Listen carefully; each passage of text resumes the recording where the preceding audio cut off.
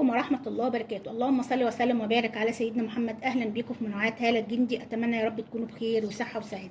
النهاردة هنعمل كريم الشاي الأخضر. كريم جميل جدا، بيعمل على تفتيح البشرة، بيشيل أي آثار للحبوب، بيشيل التسبغات، بيشد البشرة بطريقة حلوة جدا، بيزيل الخطوط التعبيرية في البشرة. أهي شاي الأخضر.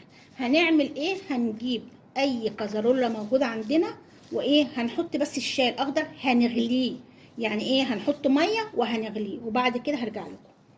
دلوقتي بعد ما غليناه اهو، هنشيل طبعا ايه الباكيته، هنحطها في التلاجة ونسيبها تتلج، ونعمل ايه كمادات تحت عينينا عشان ايه الهالات السوداء اهو زي ما انتم شايفين. هنحط طبعا معلقه نشا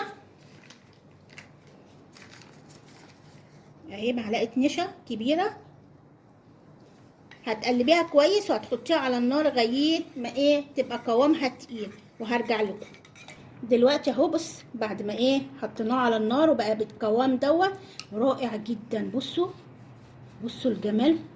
هتحطيه على بشرتك مساء، كل يوم مساء هتحطيه على البشره وتسيبيه من ربع ساعه لايه نص ساعه، وبعد كده تغسلي بشرتك. يا ربنا على ايه، على النضاره وكمان على شد البشره.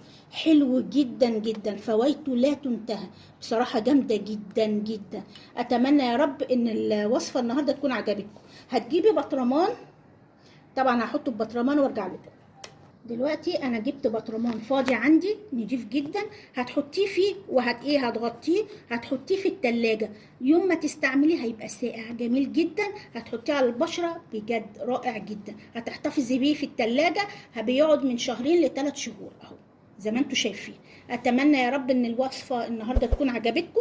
لو عجبتكم ما تنسوش الاشتراك في القناه وتفعيل الجرس ولايكات كتيره حلوه زيكم، ونتقابل ان شاء الله في فيديو جديد وانتم في منتهى الصحه والسعاده. والسلام عليكم ورحمه الله وبركاته.